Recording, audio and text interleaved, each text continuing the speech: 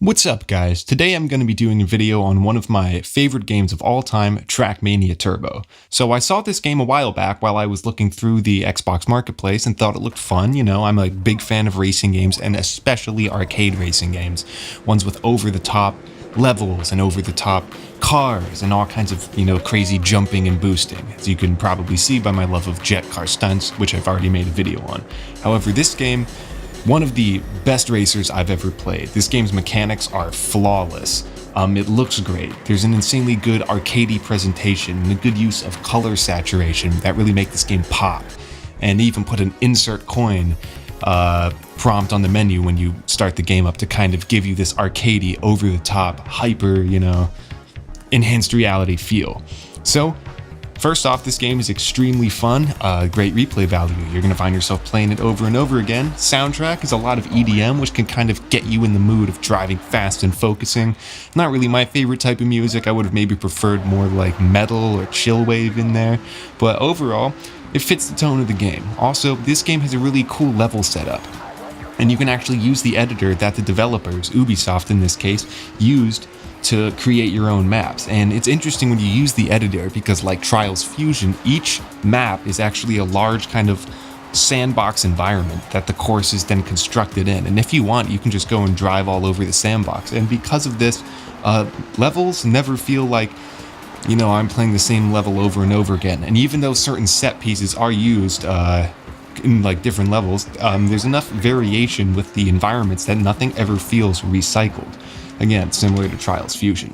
Also, driving mechanics very tight in this game. Of the 4 car classes, which I'll talk about, they each have their own mechanics, but when you're even just playing with the joystick, you never feel like it's sloppy or arcadey to the point of being cheap and not exacting. I would say in this game you have to be more precise than a game like Forza Motorsport because of the reaction time needed when you're doing these crazy obstacles and setting up these insane jumps. Also, to give the game some challenge, there's no air control, so you're going to be lining yourself up for jumps perfectly and then doing these massive 300, 400, 500 meter jumps that you have to set up. And that challenging nature is what I like about the game. A lot of games seem too easy. You can blast through some of these racing games like they're nothing, even on hard difficulties. This game has only one difficulty: hard as fuck, and I love that. More games need to be like that.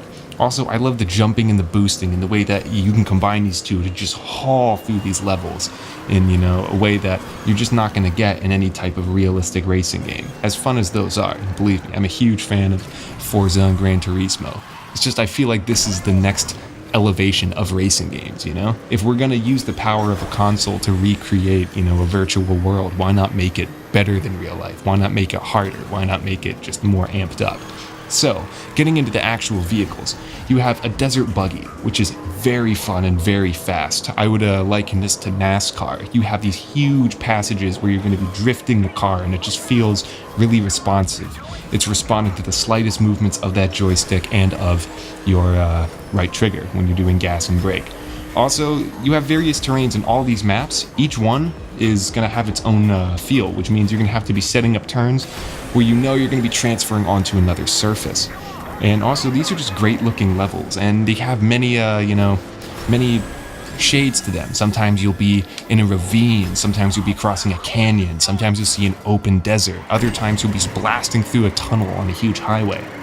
Next, you're going to get a not dune buggy, but I would say rally car. And this thing is great. It feels hectic and the road feels rutted and you're going to be bashing through tight villages, tight roads, almost like when you see some of those European, like Scottish or French rallies. It really feels like that because you're also bashing through creeks. And this car is really tight handling. When you get it on the asphalt, you do very quick drifts and you're going to be using it to take very precise U-turns.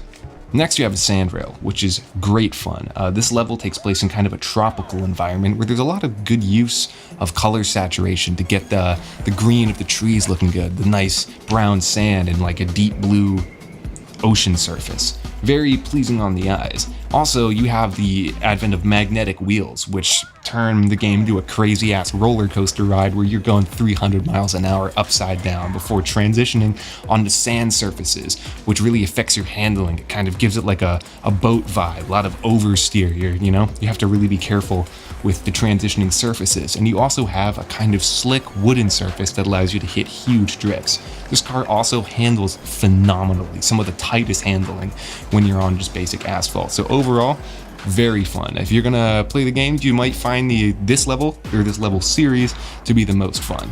And finally, you have an F1 car, and I'll be honest, this is probably my least favorite of the car classes because it just seems underpowered and it doesn't seem to handle or drift well, which doesn't really make sense because it's an F1 car. Shouldn't it be the fastest? However, the kind of arena setting is very unique, and I kind of enjoy the international stadium, as it's called. I like the whole setup of the levels, how you're, in a big arena being watched by people virtually. However, there is a lot of cool supermoto sections, so I would liken this to like a dirt bike. If you've ever watched supermoto or supercross, that's kind of the vibe you're gonna get here. And also, another thing, this game, I can't stress the challenge enough. Not to brag, but it says on the game, I'm 35th in the world of all the players. I don't know if that's including PC or if that's just Xbox, but I've played this game a whole lot, and I'm not even done with the Red series. There's the Black series, a whole series I haven't unlocked, and I've put more hours into this game than any other racer I own, including games like Forza.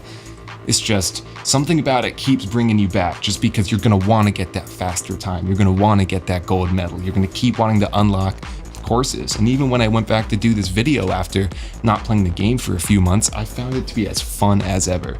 So if you're looking for a fun racing game, this is the one. I would say this is probably the most creative, the most epic, and most challenging racing game that you can buy. So yeah, if you're looking for a game to purchase, definitely recommending this one. You will not be disappointed. Well, that was the video. Hope you guys liked it, and stay tuned for more content. Peace.